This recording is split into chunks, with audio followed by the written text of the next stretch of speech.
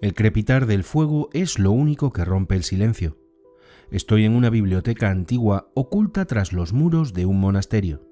El aire huele a cera y papel envejecido, las sombras se mueven sobre los anaqueles donde miles de libros duermen bajo el polvo de los siglos. Entre ellos hay uno que no debería seguir aquí. Su lomo ennegrecido, su título apenas legible y parece respirar con el mismo ritmo que las llamas. Malleus Maleficarum. El martillo de las brujas. Extiendo la mano y lo tomo con cuidado. La cubierta está agrietada, como si el fuego la hubiera acariciado. Al abrirlo, un escalofrío recorre mis dedos. No es un tratado teológico, es un manual del miedo, un texto que enseñó a ver el mal en los ojos de una mujer, en un gesto cotidiano, en una enfermedad o en una tormenta. Un libro que convirtió la sospecha en dogma y la superstición en ley. Cierro los ojos, imagino la Europa del siglo XV. Pestes, guerras, hambre.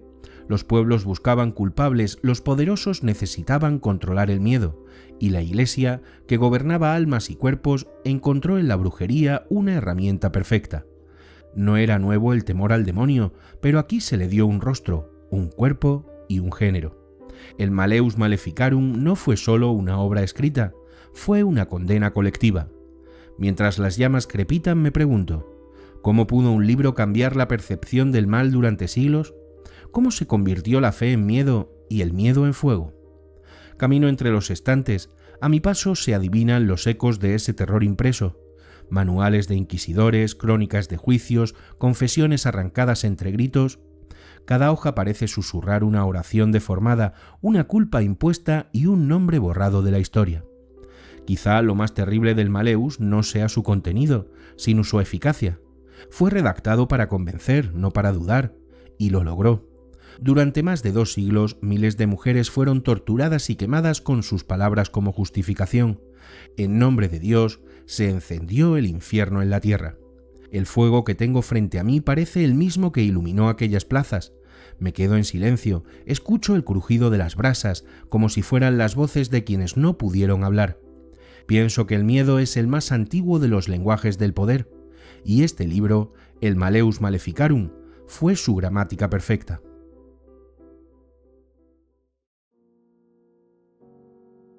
A finales del siglo XV, Europa respiraba como un animal herido.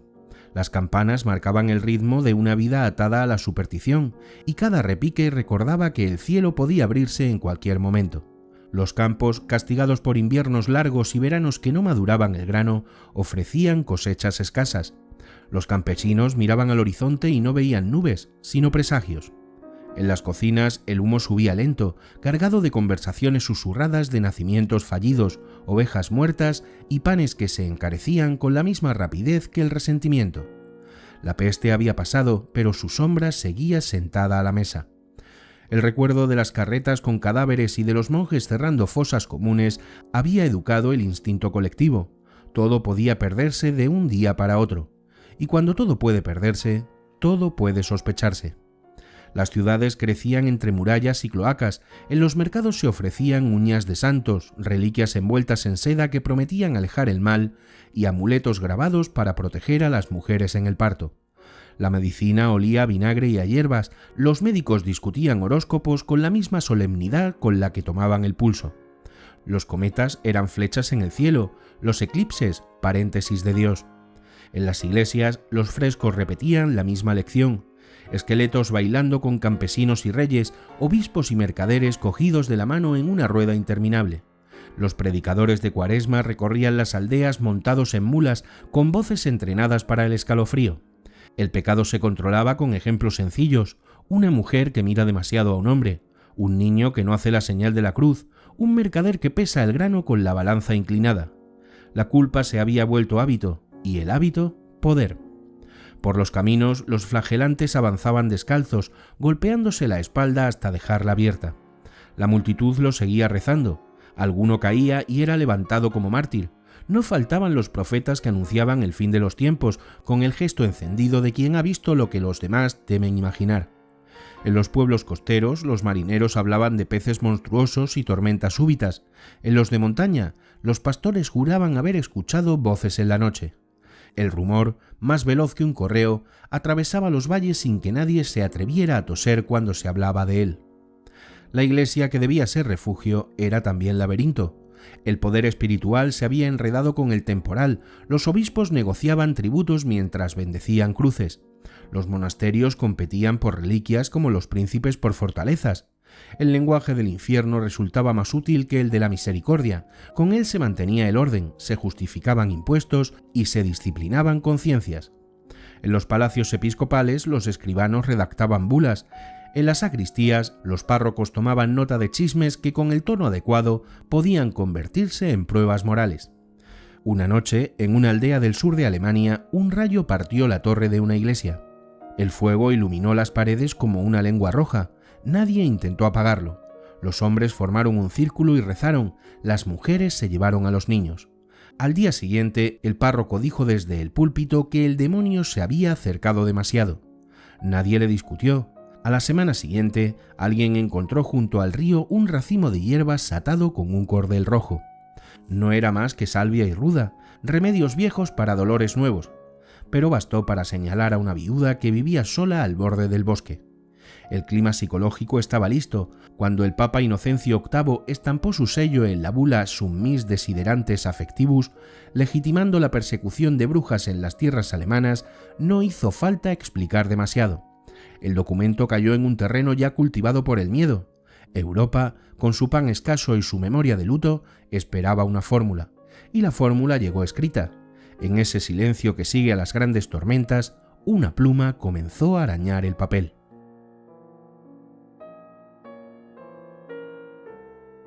El diablo atravesaba la cultura como una corriente de aire frío. Nadie lo veía, pero todos aprendían a reconocerlo. A finales de la Edad Media, esa presencia sin rostro empezó a mirar desde unos ojos concretos, a caminar con pasos que podían oírse y a respirar con el ritmo de una casa en calma. La sospecha eligió cuerpo y eligió el de la mujer. No ocurrió en un día ni en un decreto, ocurrió por acumulación de relatos, por desgaste de matices, como una mutación lenta de la mirada. La teología ya había preparado el terreno. Los sermones convertían ejemplos en sentencias. Se recordaba a Eva no por el origen, sino por la culpa. La pureza se definía en negativo. Todo lo que no encajaba en la obediencia masculina quedaba expuesto a la duda. En los hogares, la autoridad del padre o del marido era ley. En su ausencia, la viuda se volvía un problema. La economía doméstica necesitaba manos, pero temía las que no dependían de nadie. La independencia femenina olía a libertad, y la libertad a pecado.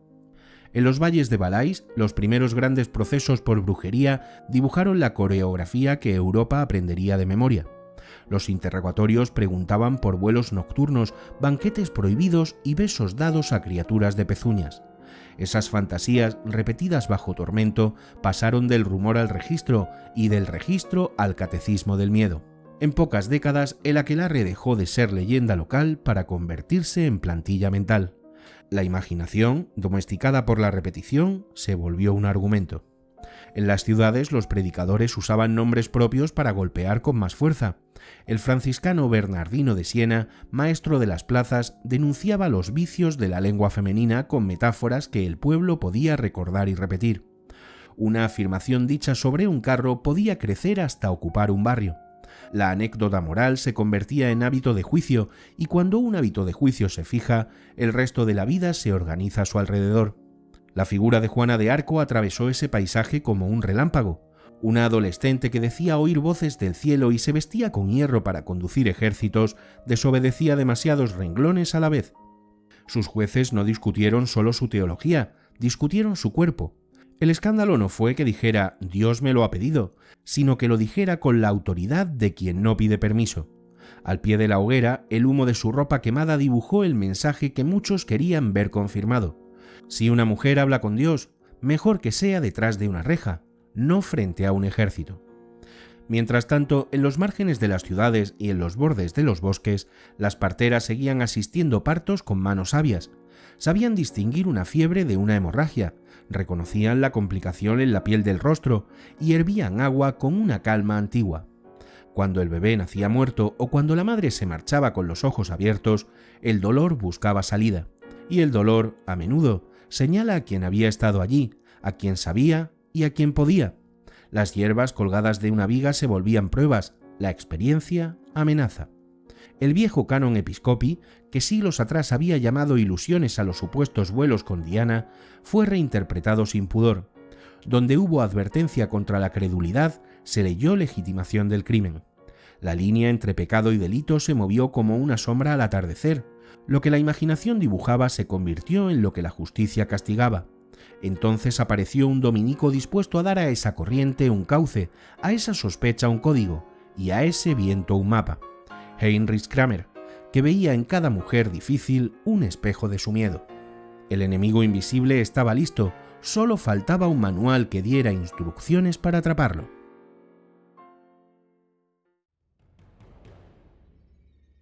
Kramer aprendió pronto que el miedo pide método. En los claustros donde estudió, la disciplina se confundía con la verdad. Un argumento ordenado parecía un argumento cierto. Se formó entre códices y glosas, copiando frases de autores que hablaban de virtudes como si fueran herramientas. Era un hombre de convicciones que no se dejaban tocar. Los novicios lo miraban pasar como a un cuchillo bien afilado. Útil, necesario e inquietante. Hablaba poco y escribía mucho, sabía latín como un notario y la Biblia como un comerciante sabe los precios. Cuando fue nombrado inquisidor y enviado a Innsbruck, llevaba en la maleta cartas de presentación y un repertorio de sospechas. El valle lo recibió con respeto y expectación. Al principio su presencia impuso orden.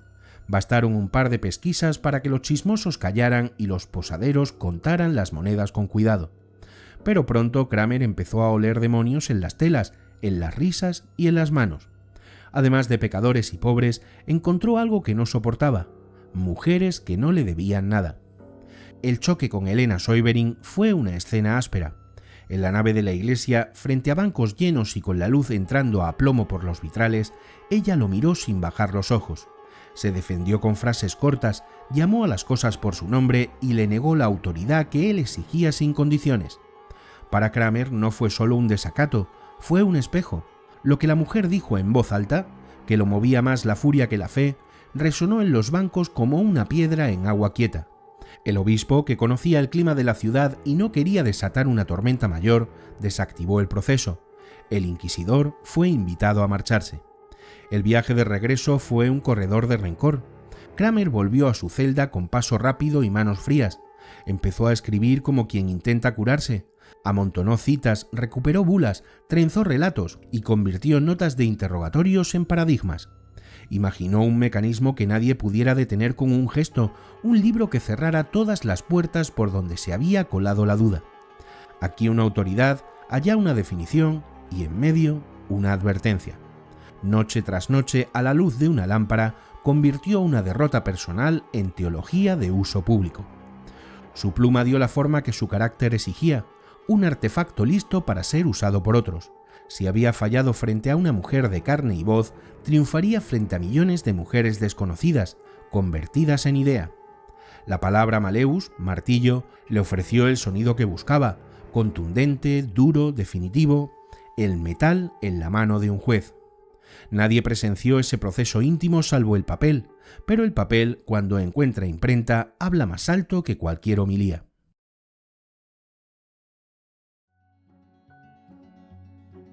Kramer entendió que un libro, para volverse ley, necesita un rostro que inspire confianza. En Colonia, ese rostro tenía nombre y sotana pulcra: Jacob Sprenger, dominico de hábitos regulares, fama de maestro claro y prudente. Era todo lo que Kramer no era. En las aulas, sus alumnos copiaban sus lecciones con la caligrafía apretada de quien sabe que el tiempo no sobra. No se le conocían arrebatos ni excomuniones teatrales. Hablaba del rosario con fervor ordenado y de la vida devota con equilibrio. Donde Kramer intuía demonios, Sprenger veía debilidades que podían corregirse con paciencia y oración. El contraste era perfecto. Un texto que exploraba los sótanos de la sospecha necesitaba una planta noble encima. Bastaba una firma para dar la impresión de que el edificio entero era sólido. Kramer ofreció a Sprenger el puesto de compañero en una portada que circularía por toda Europa. No hay registro de una coautoría real ni de un rechazo explícito. Tal vez Sprenger se enteró tarde, o tal vez cayó para evitar una disputa que solo iba a alimentar rumores. En cualquier caso, el silencio actuó como una tinta más. La maniobra se reforzó con un barniz adicional, la bula pontificia reproducida al inicio como si su luz cayera sobre las páginas siguientes. Para un lector de seminario, un párroco con responsabilidades o un juez con miedo a equivocarse, aquel prefacio equivalía a una absolución previa de la conciencia. Si el Papa había hablado de brujas y 2 dominicos de prestigio ofrecían método, ¿quién era uno para discrepar? La duda empezó a parecer una falta. Las prensas hicieron el resto. En las ciudades libres del Rin se imprimieron ejemplares con márgenes amplios para anotaciones. Los libreros lo apilaron como catecismos, misales y compendios morales. Algunos compradores pasaban los dedos por el lomo como quien palpa un arma nueva. Un fiscal rural lo llevó en sus alforjas a las aldeas de su distrito. Un confesor lo ató abierto en la sacristía mientras se ataba la estola. Un novicio lo leyó de noche y sintió que poseía por fin un mapa para orientarse en el miedo. La autoridad de Sprenger, el sello de la bula y la necesidad de orden hicieron el resto. El Malleus se volvió confiable por contagio. Sprenger murió pocos años después, llevando consigo su prudencia. El libro, en cambio, siguió viviendo sin freno, como una piedra que rueda sin preguntar por la pendiente. Cada vez que un juez citó un pasaje, lo hizo convencido de obedecer a algo más grande que su propio juicio. Cada vez que un párroco señaló a una mujer desde el púlpito, creyó defender la fe de todos. La máscara funcionó, la obsesión más personal de un hombre había encontrado su disfraz más eficaz, el prestigio del otro. Y así, mientras las campanas tocaban en Colonia el Anima Christi de una tarde cualquiera, en algún lugar del norte, una mujer escuchó golpes en su puerta.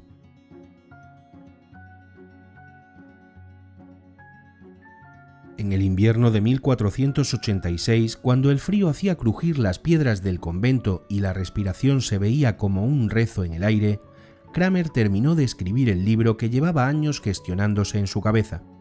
La lámpara de aceite dibujaba un círculo de luz sobre el pergamino, y dentro de ese círculo el dominico se movía como un copista y un general a la vez.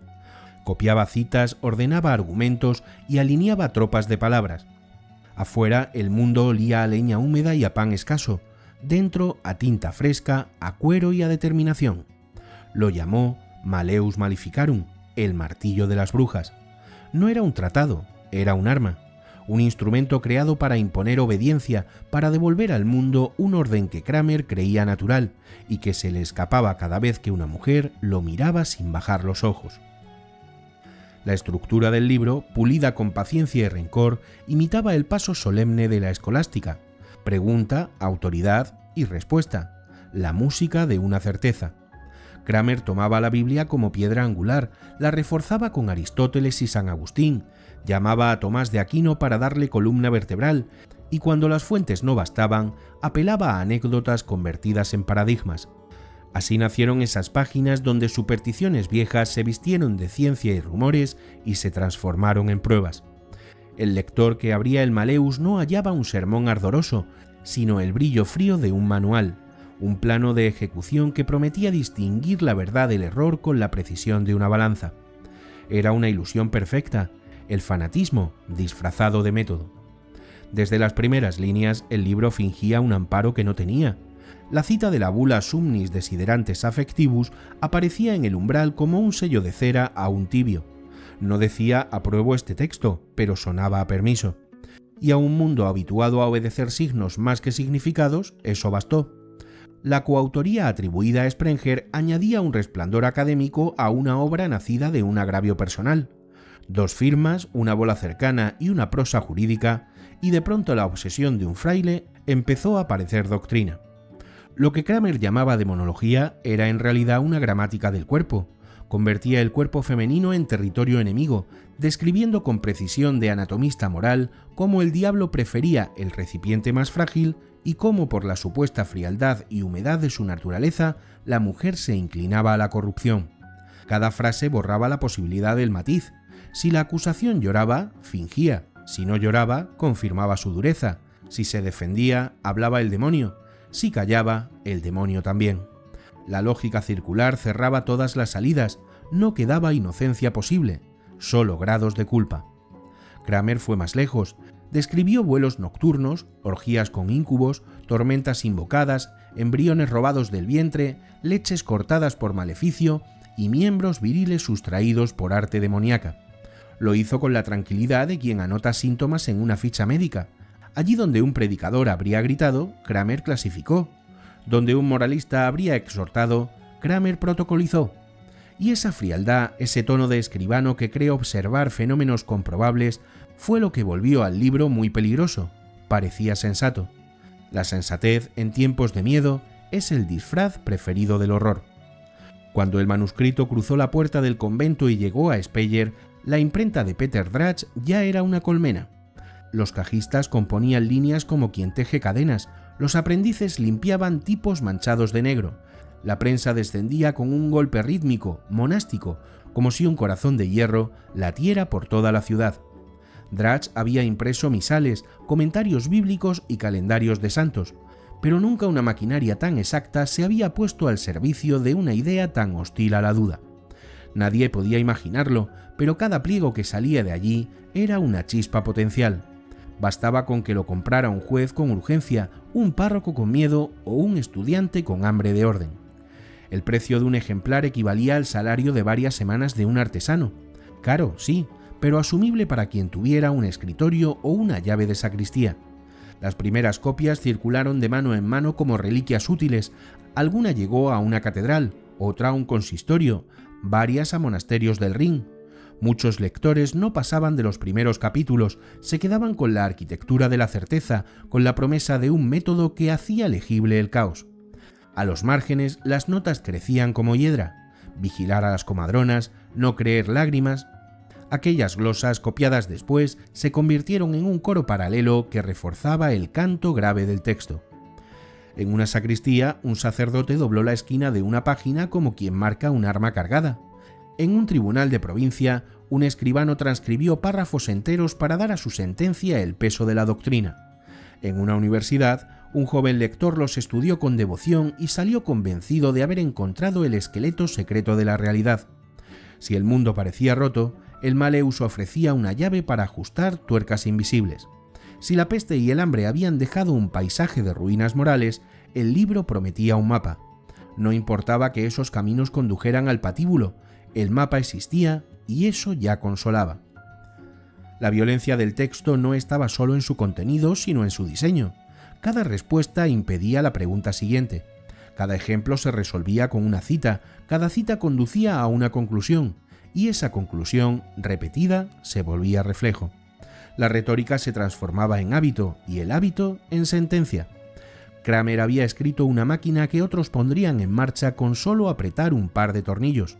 Sospecha, interrogatorio, tortura sin derramamiento de sangre, confesión y hoguera. Una cadena moral que podía instalarse en cualquier tribunal de Europa. Hubo quien notó el hedor de esas páginas. Algún copista añadió al margen una duda. ¿Y si finge el demonio en nosotros? Y la ocultó debajo de otra nota más segura. Algún canónigo cerró el volumen con fastidio y lo dejó, sin atreverse a denunciarlo, en un anaquel alto. Pero fueron minoría. El siglo pedía certezas y el Malleus se las daba con la sonrisa de una balanza bien calibrada. La primera edición se agotó. Vinieron más, con tipos más limpios, márgenes distintos y grabados que mostraban lo que las palabras ya habían tallado en la imaginación. A cada tirada, el libro perdía la voz de su autor y ganaba la de una época.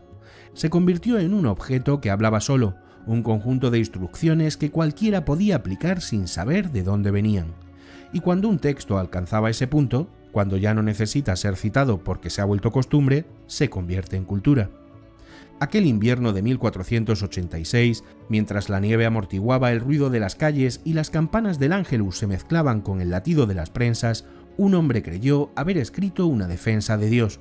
En realidad había construido el artefacto más eficaz del miedo. Desde entonces bastó con abrir el libro para que una sospecha se volviera procedimiento, y el procedimiento, destino. El martillo estaba forjado. Europa pronto aprendería a empuñarlo.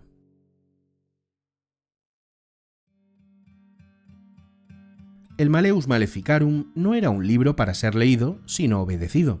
Su estructura fría, su lenguaje jurídico y su tono de certeza lo convirtieron en algo más peligroso que una obra teológica, un manual de aplicación. No proponía pensar, sino actuar. No ofrecía dudas, sino instrucciones. Y lo hacía con un detalle tan minucioso que parecía escrito no por un teólogo, sino por un ingeniero del miedo.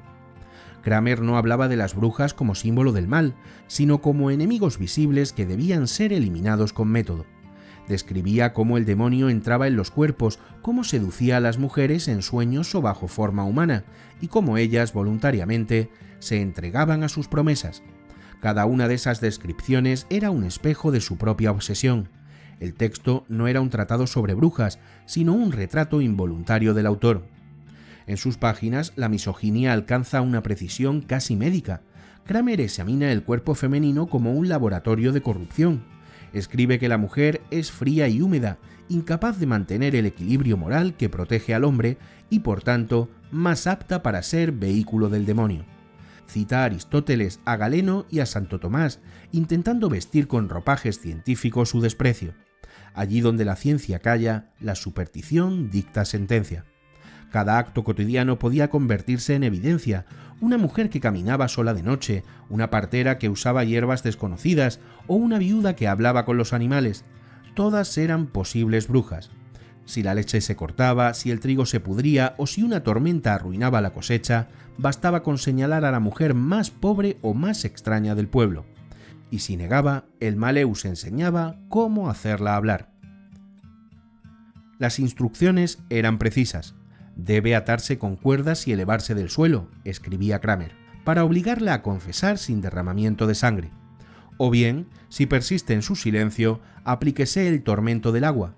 El cuerpo inocente se hundirá, el del culpable flotará, pues el agua pura rehúsa recibir lo impuro. El absurdo estaba envuelto en un lenguaje de santidad, la tortura era purificación y la hoguera acto de fe. A veces las confesiones eran tan delirantes que el propio documento judicial se volvía parodia del fanatismo. Mujeres que decían haber volado en manteca de niño, besado al diablo disfrazado de macho cabrío o firmado pactos con sangre. Pero para la lógica del Maleus, eso no era prueba de exceso, sino de éxito. Si confesaban, el demonio quedaba desenmascarado. Lo terrible es que el libro no inventó esas escenas, las normalizó. Dio a los inquisidores un guión, a los jueces un respaldo y a los pueblos una excusa. En pocas décadas se convirtió en referencia indispensable en cualquier proceso por brujería. En los monasterios se copiaba a mano, en los tribunales se citaba como palabra revelada. Era la nueva Biblia del terror. El Maleus enseñaba también a reconocer el mal en el rostro, como si la culpa pudiera leerse en los rasgos. Las mujeres con ojos brillantes eran sospechosas, las que lloraban fingían, las que no lloraban estaban endurecidas por Satanás. Nada podía salvarlas. El libro había cerrado todas las puertas menos una, la del fuego. Y en esa certeza radicaba su eficacia. La mente humana teme lo que no comprende, y Kramer ofreció a Europa una explicación perfecta, simple y tranquilizadora. No había caos, solo culpables. No había duda, solo enemigos. Y cuando la duda desaparece, la compasión muere con ella. El Maleus Maleficarum no fue una obra sobre el mal, sino una máquina para fabricarlo. Cada palabra escrita para librar al mundo del demonio terminó invocándolo, y el fuego que esperaba en los márgenes del libro comenzó a propagarse, letra por letra, como si la tinta misma ardiera.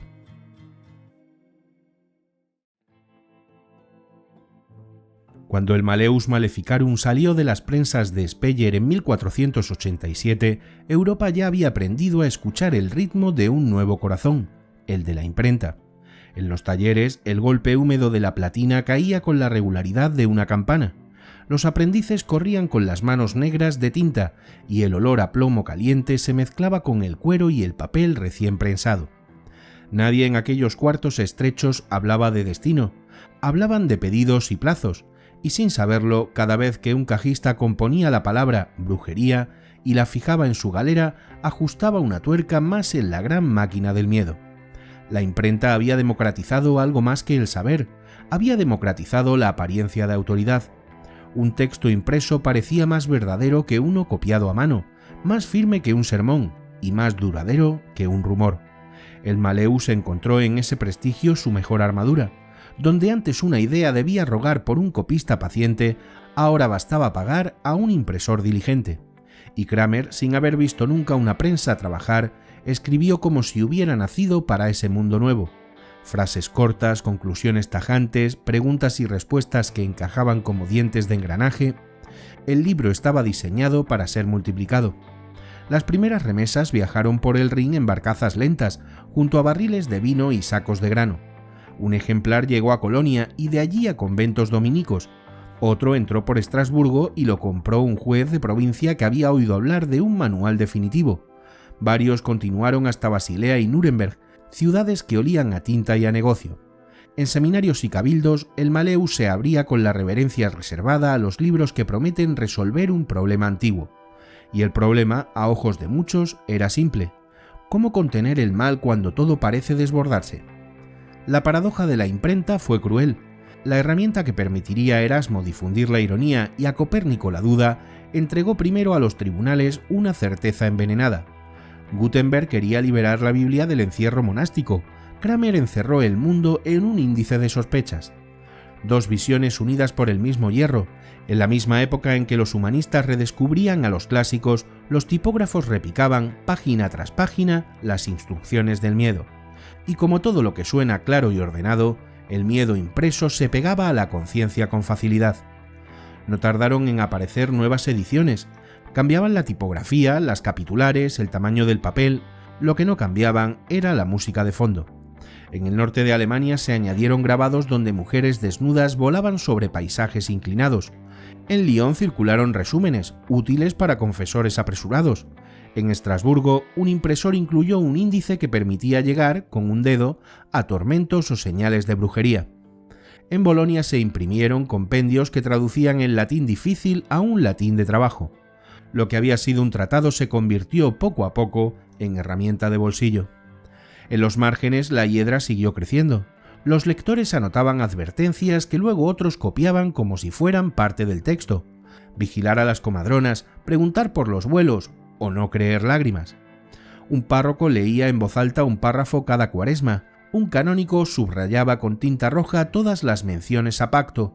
Un confesor rural resumía el capítulo de los interrogatorios en una hoja que guardaba dentro del misal. La imprenta no solo multiplicaba libros, multiplicaba hábitos, y el hábito, repetido, se vuelve convicción. Hubo resistencia, sí, pero fue tímida y dispersa. Algún impresor se negó a una reimpresión alegando exceso de celo y recibió una visita pastoral que lo invitó a reflexionar. Algún librero comentó que aquel volumen traía mala suerte a quien lo almacenaba. Vendió los últimos ejemplares con alivio y prometió no encargar más. Ninguno controlaba la corriente. Donde uno dudaba, otro aceptaba. Donde uno pedía una corrección, otro aplaudía la contundencia. Y el río del papel seguía corriendo. El éxito no se debía solo a la crueldad del contenido, sino a su utilidad práctica. Un juez encontraba un esquema de interrogatorio, un fraile una frase rotunda para su sermón, un corregidor un respaldo docto a su celo. La página impresa prestaba a cada decisión un aire de procedimiento. La culpa ya no era un presentimiento, sino una conclusión tipografiada. El miedo entró en los protocolos como entra el frío por las rendijas, poco a poco, sin necesidad de que nadie lo invite. A medida que las ediciones se amontonaban, el Malleus empezó a hablar en medio de otros libros. Compartía estantes con catecismos y manuales de exorcismos. Esa normalidad fue su triunfo. Dejó de ser el libro de Kramer para convertirse en el libro que se usa. Y cuando un texto se vuelve uso, ya no necesita defensa, se aplica. Mientras la razón comenzaba a abrir agujeros en la noche, un telescopio apuntando a Júpiter, un compás midiendo nervios en una mesa de disección, las prensas seguían lanzando a la calle hojas negras con las mismas sentencias. En una misma feria podían comprarse las cartas de un humanista y los capítulos más duros del Malleus. En una misma alforja, un corrector de latín y una guía para torturar sin derramar sangre. La imprenta no elegía, multiplicaba. A finales del siglo XVI, cuando la ansiedad por los aquelarres alcanzó su punto más alto, el libro había cumplido su metamorfosis. Ya no necesitaba ser leído para existir. Había pasado a la costumbre, a la voz y al gesto. Un juez citaba una frase que nunca había visto. Un predicador repetía una idea cuyo origen ignoraba. Un pueblo entero aprendía a pronunciar la palabra bruja con la boca de los tipos móviles. Un fuego por primera vez no dependía de la leña, bastaban las palabras fijadas en plomo. Ese fue el verdadero milagro o la maldición de la imprenta. Convirtió la superstición en un sistema reproducible. De Speyer a Colonia, de Estrasburgo a Lyon, de Nuremberg a Basilea, de cada taller brotaba la misma melodía. El mal tiene un rostro y tenemos un método. Cuando las hogueras iluminaron las plazas, muchos creyeron ver allí la fuerza de la fe. En realidad, era la fuerza de un libro multiplicado, y el humo que subía al cielo llevaba invisibles letras que habían sido compuestas línea a línea por hombres que solo querían cumplir con el pedido del mes. La imprenta había dado a Europa un espejo. En él podía mirarse la belleza de la nueva ciencia o el gesto crispado del fanatismo. El Malleus Maleficarum eligió ese segundo reflejo y lo propagó hasta el cansancio. Y una mañana, cuando la ciudad despertó con el repique del Ángelus y el golpe monótono de las prensas, nadie se preguntó de dónde venía el frío que entraba por las ventanas. Venía de las páginas. Allí ardía el fuego que no quema la madera, pero ennegrece el alma.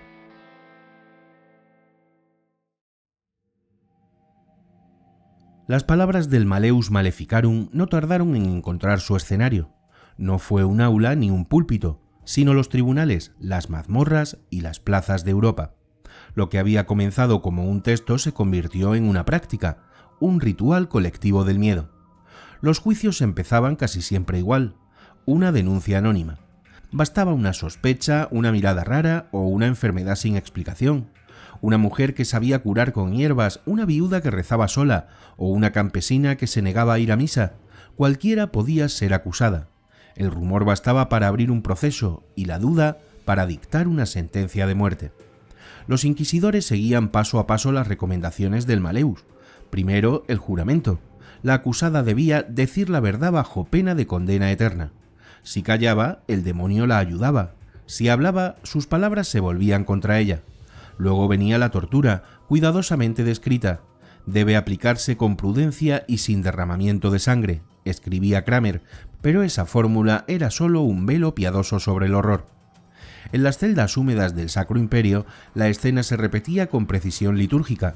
Las mujeres eran colgadas de los brazos, golpeadas con látigos mojados y sumergidas en agua helada. El potro dislocaba sus huesos mientras el sonido de las cuerdas tensándose era la música del miedo.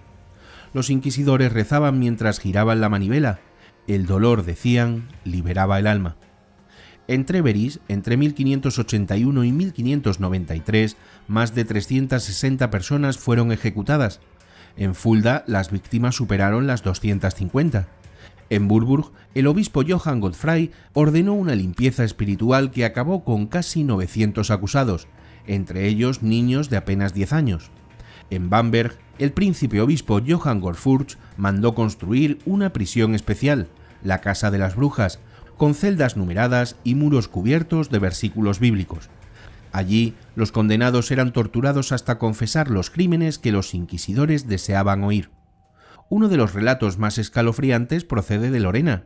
El inquisidor Nicolas Remy, orgulloso de su eficacia, escribió un libro titulado Daemonolatría, donde presumía de haber enviado a la hoguera a más de 800 personas.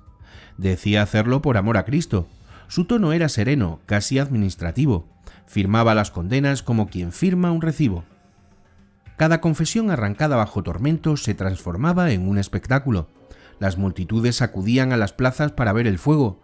Los pregones anunciaban los nombres de las condenadas, los frailes entonaban himnos y los niños miraban con ojos abiertos mientras las llamas ascendían. Las mujeres ardían rezando, maldiciendo o en silencio. A veces el viento llevaba el humo hacia el campanario y el sonido de las campanas se mezclaba con los gritos. La fe se había convertido en teatro. En Alemania, Francia, Suiza, Escocia o Polonia, la historia fue la misma. Hubo pueblos donde el miedo devoró a la población entera. En Oberammergau los hombres se quedaron sin esposas. En otros lugares, las ejecuciones cesaron solo cuando ya no quedaban mujeres mayores de 40 años. En Ginebra, los jueces confesaron haber perdido la cuenta. Incluso cuando el horror alcanzó proporciones absurdas, la maquinaria no se detuvo. Los inquisidores creían que cada bruja ejecutada salvaba 1000 vidas. Era la lógica perfecta del fanatismo. Cuanto más inocente parecía la víctima, más convincente era la victoria sobre el demonio. Siglos después, aún se conservan los registros de aquellas confesiones. La letra temblorosa de las actas parece escrita con lágrimas. En ellas, una mujer declara haber volado sobre un escobón de abedul, otra haber besado al diablo, otra haber matado niños que jamás existieron. Todas dicen lo mismo al final, que se arrepienten. Ninguna tuvo oportunidad de ser escuchada. He visitado algunas de esas celdas convertidas hoy en museos. Las paredes siguen húmedas, el aire conserva olor a hierro y piedra vieja. Cuando el guía apaga la luz, el silencio parece hablar. No hay gritos, pero se siente el eco de los que hubo. El Malleus Maleficarum había cumplido su propósito. No solo había enseñado a matar, sino a hacerlo con buena conciencia. La fe se transformó en excusa, la justicia en espectáculo y la verdad en humo. Y mientras el fuego devoraba cuerpos, en Roma las campanas seguían sonando como si nada.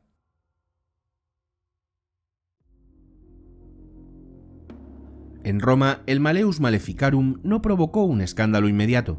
Llegó envuelto en la discreción de los textos que interesan más por su utilidad que por su verdad.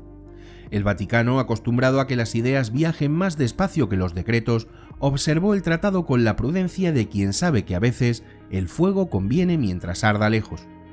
Era un libro incómodo, pero útil, y la Iglesia nunca ha tenido dificultad en convivir con la incomodidad cuando sirve a sus fines. En los despachos de la curia, entre tapices de santos y retratos de papas, los secretarios leyeron las primeras copias con gesto impasible.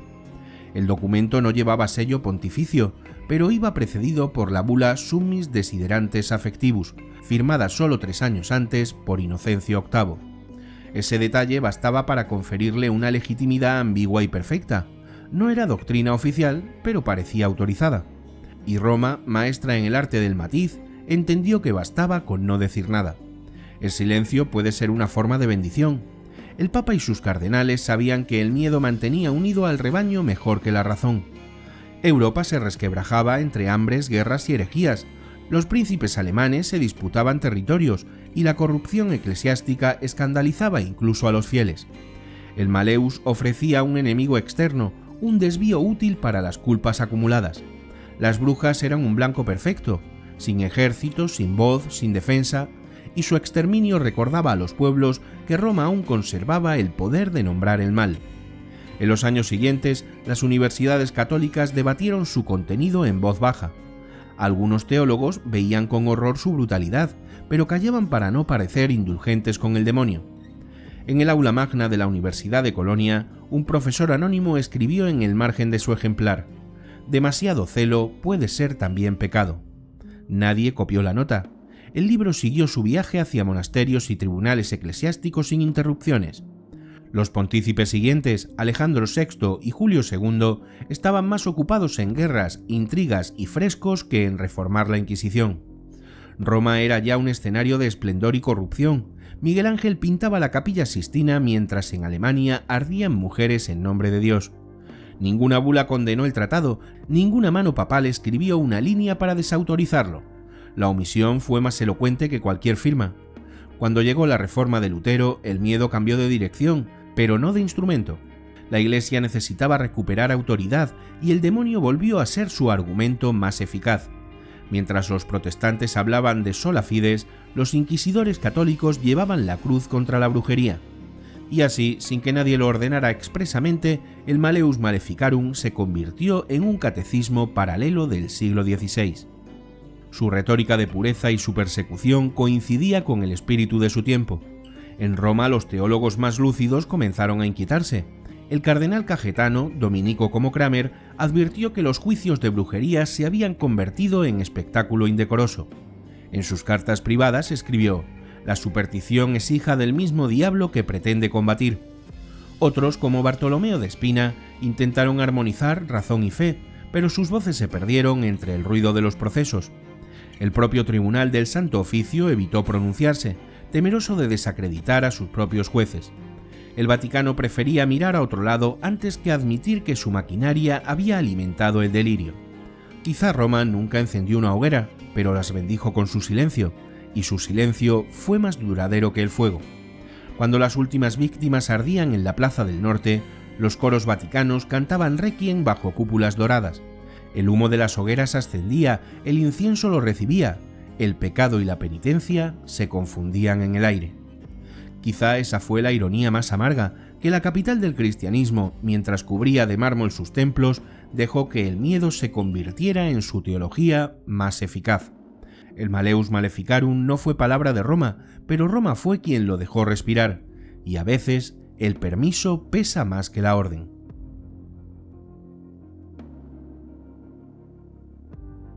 Durante más de un siglo el fuego fue la respuesta. El miedo se volvió costumbre, el castigo una forma de oración. Pero el pensamiento, como el agua, siempre encuentra una grieta por donde filtrarse, y a través de esas grietas empezó a entrar la luz. A comienzos del siglo XVI, el espíritu del humanismo se extendía por toda Europa.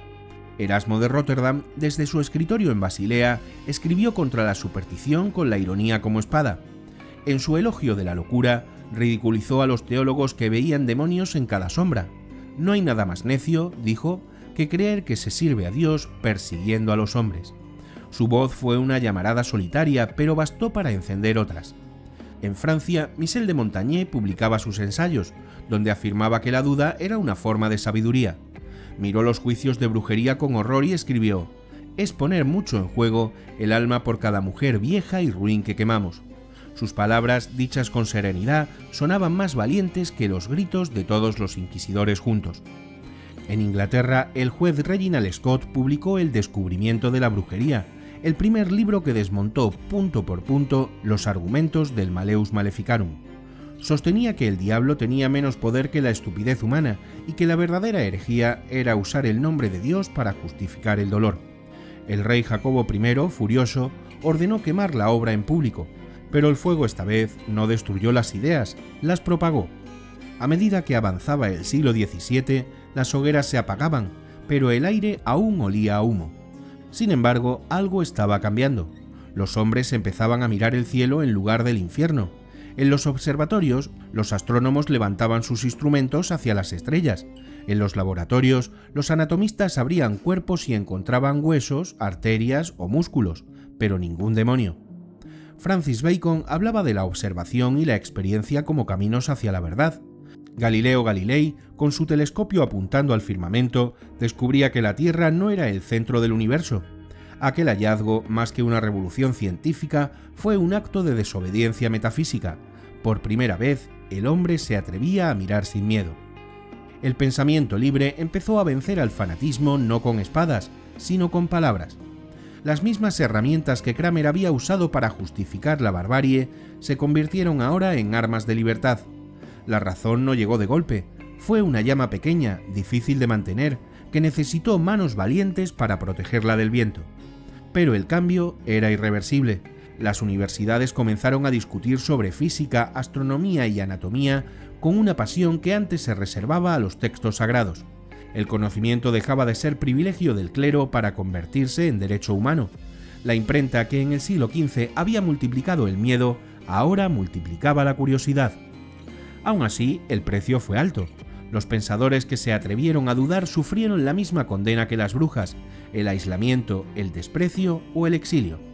Giordano Bruno, que soñó con un universo infinito, fue quemado vivo en Roma en 1600, en el mismo Campo de Fiori donde los vendedores ofrecían flores y frutas. Murió mirando al cielo sin negar una sola palabra de su fe en la razón. El siglo XVII marcó el comienzo de la libertad moderna. Pero la herida del Malleus Maleficarum no se cerró del todo. Europa, aunque más sabia, seguía marcada por la memoria del miedo. La sospecha, esa vieja semilla plantada por Cramer, había echado raíces profundas. La razón había vencido al fuego, pero no a la sombra que éste dejó. Y así, cuando la filosofía reemplazó a la teología y la ciencia empezó a describir los movimientos del cosmos, la humanidad descubrió algo inquietante: que el demonio al que temía no estaba en el cielo ni en el infierno, sino en su propio corazón.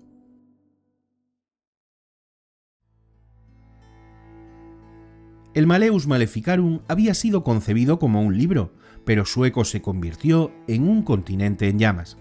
Entre los siglos XVI y XVII, Europa ardió con un fervor que nada tenía de divino. Las hogueras iluminaban las noches, las campanas marcaban los juicios y el humo ascendía al cielo como una plegaria invertida. En Alemania, las llamas se volvieron paisaje. En Burburg y Bamberg, las ejecuciones se contaban por centenares. Se levantaron cárceles especiales para brujas, con celdas numeradas y paredes adaptadas a la tortura. En los registros del príncipe obispo Fuchs figura un dato escalofriante: más de 900 víctimas, entre ellas niños de 10 años. En Treveris, otra purga borró aldeas enteras. Los verdugos trabajaban por turnos, los sacerdotes bendecían las piras antes de encenderlas. En Francia, los tribunales de Toulouse, Lyon y Burdeos siguieron el ejemplo. El miedo viajaba en cartas, sermones y rumores. En Escocia, el rey Jacobo VI escribió su propio tratado, Daemonologie, inspirado directamente en el Maleus, convencido de que gobernar era también purificar. En apenas una década, más de 3.000 mujeres fueron ejecutadas. En Suiza, los valles se vaciaron. En Polonia y Bohemia, las hogueras dibujaban el horizonte. El fuego tenía una lógica propia. Cada juicio alimentaba al siguiente. Cada confesión obtenida bajo tormentos servía como prueba en un proceso nuevo. El miedo era una epidemia que se multiplicaba con cada palabra escrita o con cada suspiro de piedad. Los inquisidores ya no veían personas, sino símbolos, y los pueblos, necesitados de explicaciones, aceptaban que la culpa debía arder para que el mundo siguiera girando. En 1610, ese mismo fuego cruzó los Pirineos. En un valle del norte de Navarra, llamado Zugarramurdi, comenzaron los rumores. Mujeres que bailaban desnudas en cuevas, niños que decían ver figuras en la noche, animales enfermos y cosechas perdidas. La Inquisición de Logroño envió a sus hombres. No hallaron al demonio, sino a la histeria colectiva de un pueblo que había aprendido demasiado bien las lecciones del Maleus. El auto de fe de Logroño, celebrado el 7 y 8 de noviembre de 1610, fue uno de los más célebres de la historia española. 11 personas murieron entre llamas, unas 50 fueron obligadas a desfilar ante miles de testigos, vestidas con sanbenitos, mientras los inquisidores leían sus supuestos crímenes. Danzas nocturnas, vuelos, pactos o blasfemias. No hubo pruebas, y las palabras bastaron. En nuestro próximo documental viajaremos a Zugarramurdi para conocer una de las páginas más negras de la historia española. Así que no os lo perdáis porque no os dejará indiferentes. Pero el fuego no se detuvo aquí en España. Cruzó el océano. A finales del siglo XVII, en las colonias inglesas de América, un grupo de niñas comenzó a sufrir ataques y visiones. Decían ver el diablo. Los ministros puritanos interpretaron sus gritos como una señal de guerra espiritual. El miedo europeo había encontrado un nuevo hogar. En Salem, Massachusetts, entre 1692 y 1693, más de 200 personas fueron acusadas, 19 fueron ahorcadas. Giles Corey fue aplastada con piedras por negarse a confesar. El Maleus Maleficarum ya no se citaba, pero su sombra estaba en cada palabra, en cada pregunta del tribunal y en cada culpable pronunciado con voz temblorosa. El fuego había cruzado mares, idiomas y credos, se convirtió en costumbre moral, en forma de higiene del alma. Cuando la Ilustración apagó las últimas brasas, Europa descubrió su propio rostro en las cenizas. Los cronistas del siglo XVIII calcularon que entre 1450 y 1750, entre 40 y 60.000 personas fueron ejecutadas por brujería. Ninguna murió sola, cada una fue acompañada por el silencio de miles. El arte intentó procesar la herida. Goya pintó aquelarres con rostros humanos. Goethe escribió sobre Fausto, el hombre que vende su alma. La literatura y la pintura devolvieron al diablo al terreno del símbolo, intentando domesticar lo que antes había sido real. Pero el miedo no desapareció, se transformó. Las brujas dejaron de ser criminales para convertirse en metáforas, en recuerdos y en cicatrices. El Maleus Maleficarum había enseñado al mundo a fabricar enemigos, a justificar el odio con doctrina y a convertir la fe en una herramienta de poder. Esa fue su herencia más duradera, y cuando el fuego se apagó, lo que quedó fue el humo. Un humo que aún hoy parece flotar sobre Europa, como si las hogueras nunca se hubieran extinguido del todo.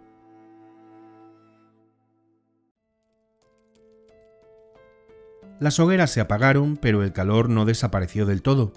Quedó en las piedras, en los archivos, en la manera en que Europa aprendió a mirarse. El fuego se retiró de las plazas, sí, pero se instaló en los discursos. Con los siglos, el Maleus Maleficarum regresó a las estanterías como un objeto curioso, una vergüenza antigua y un fósil del fanatismo. Sin embargo, cualquiera que lo abra hoy, sin ruido, puede sentir cómo aún respira. No es el diablo quien vuelve desde esas páginas, sino un método, una forma de ordenar el mundo, crear un enemigo, darle nombre, aislarlo y purificar al resto a su costa. La superstición cambió de ropajes, la técnica de encender hogueras mejoró, la retórica se hizo más elegante, pero el esquema siguió siendo el mismo. La herencia del miedo no consiste en mantener vivo un monstruo, sino en perpetuar la estructura que lo convoca. El siglo XVIII se dijo a sí mismo que había despertado, repetía la palabra razón como un exorcismo y levantó una nueva teología, la del progreso. Pero incluso entonces las viejas sombras se movían detrás del telón. La Ilustración encendió lámparas en bibliotecas y laboratorios y, sin embargo, dejó de resolver la tentación más antigua de todas, creer que la verdad necesitaba enemigos para afirmarse. El siglo XIX inventó máquinas capaces de acortar distancias y mediciones que traducían el caos en números. Al mismo tiempo, inventó jerarquías científicas para ordenar a los hombres por razas, cráneos o acentos. El dogma se cambió de traje. Donde antes ardían brujas, ahora ardían pueblos enteros en nombre de la higiene moral del Estado. El siglo XX llevó aquel aprendizaje al extremo. Perfeccionó la burocracia del miedo, el martillo dejó la sacristía y entró en las oficinas con sellos y horarios.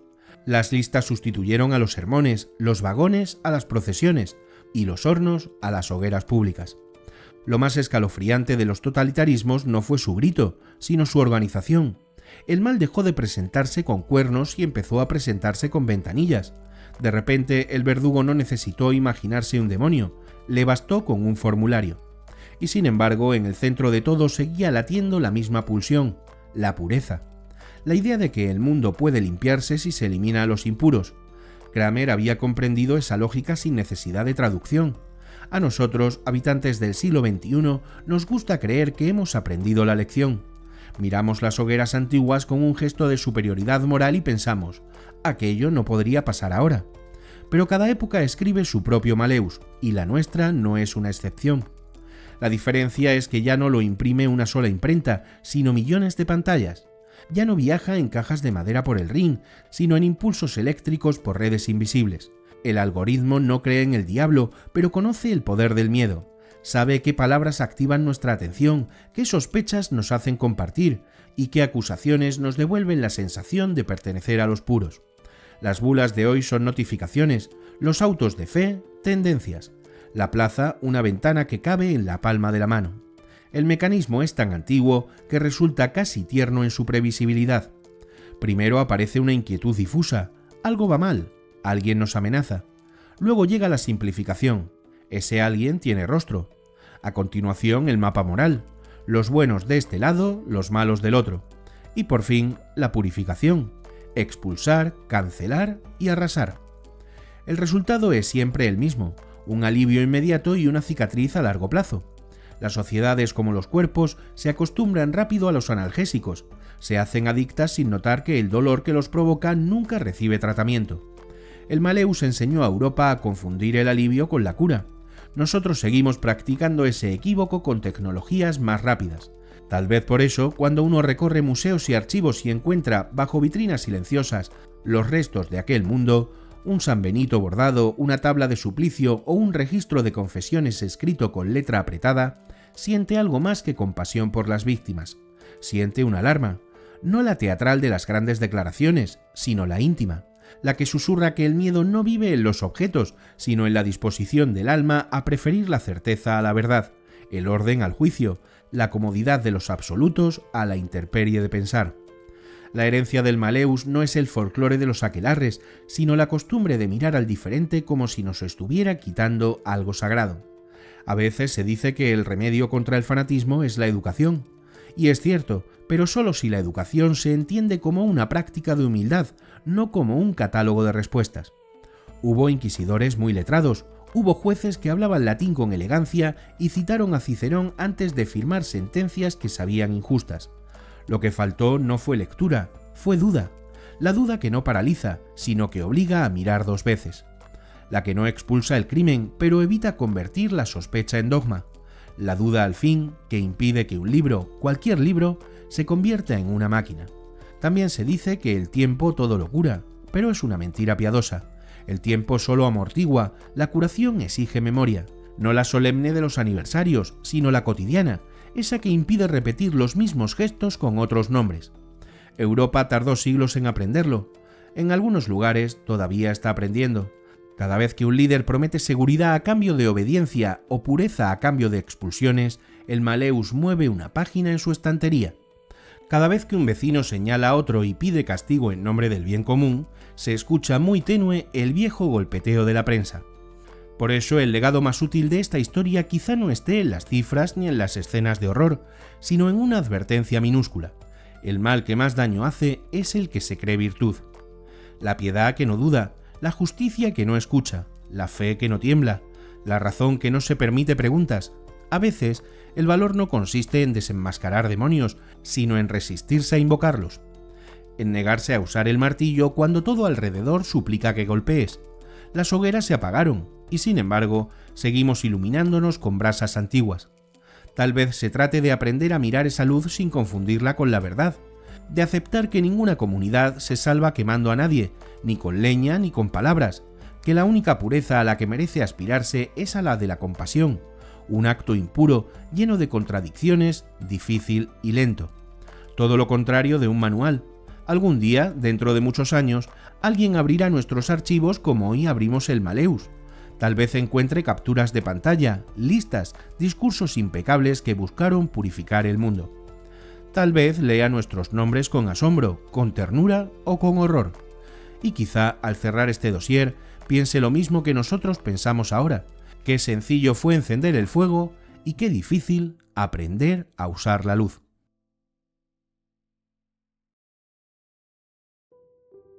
El fuego se ha apagado, pero el aire todavía huele a ceniza.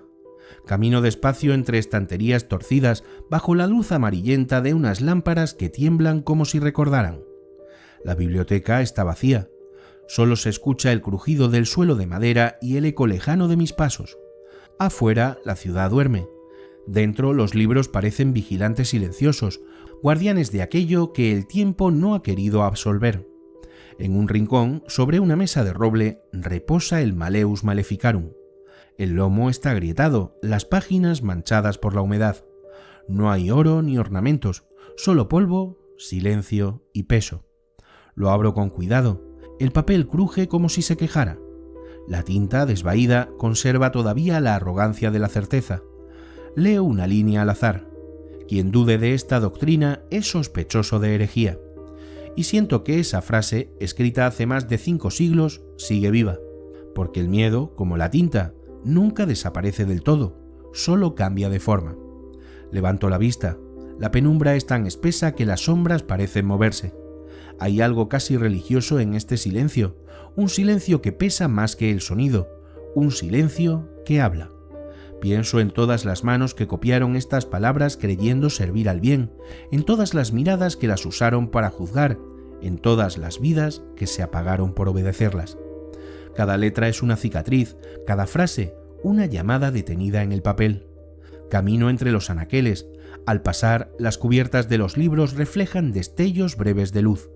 Algunos títulos están borrados, otros apenas legibles. Tratados, sermones, manuales de confesión, todos ellos hijos de su tiempo y de su miedo. El conocimiento no siempre libera, a veces encadena. A veces el fuego no destruye los libros, sino que los escribe. Me detengo ante la ventana. La noche empieza a disolverse en tonos azules. Por las rendijas se cuela la primera claridad del día y el polvo suspendido en el aire brilla como si fueran brasas diminutas. Por un instante parece que el fuego se enciende de nuevo, no para quemar, sino para recordar. Pienso en Kramer, en Sprenger, en las mujeres sin nombre, en los jueces, en los verdugos y en los que miraron hacia otro lado. Todos forman parte del mismo relato, el miedo como sistema, la obediencia como fe.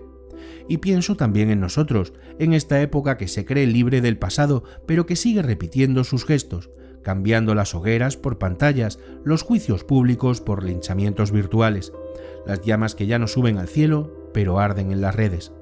Cierro el libro. El golpe del lomo suena como una sentencia, una nube de polvo se levanta y me envuelve. Respiro hondo. El aire sabe a papel, El tiempo a advertencia. Quizá no se trate de olvidar, sino de mirar de frente al abismo sin dejarnos arrastrar por él, de aceptar que el fuego que nos asusta es el mismo que puede iluminarnos. Camino hacia la puerta, el amanecer entra por los ventanales y convierte el polvo en oro.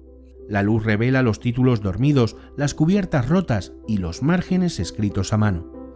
Cada libro, una historia. Cada historia, una advertencia. Antes de salir, vuelvo la vista atrás. La biblioteca entera parece respirar, como si cada volumen exhalara las voces de quienes una vez creyeron tener la verdad. Y en ese instante escucho, o creo escuchar, un susurro que viaja desde algún estante perdido. El miedo no desaparece, solo espera un nuevo amo. Abro la puerta, la luz me ciega por un segundo, el sol asciende sobre los tejados y el fuego ya no quema. Solo ilumina lo que jamás debemos volver a repetir. Gracias por llegar hasta aquí. Si te ha gustado el vídeo, dale a like, compártelo y deja en comentarios si tienes dudas, lo que más te ha removido e incluso lo que menos te ha gustado. Es como más nos ayudas a seguir creciendo. Y si no quieres perderte nuestra próxima investigación, suscríbete y activa la campanita. Nosotros nos quedamos removiendo el pasado para nuestro próximo vídeo. ¡Hasta la vista!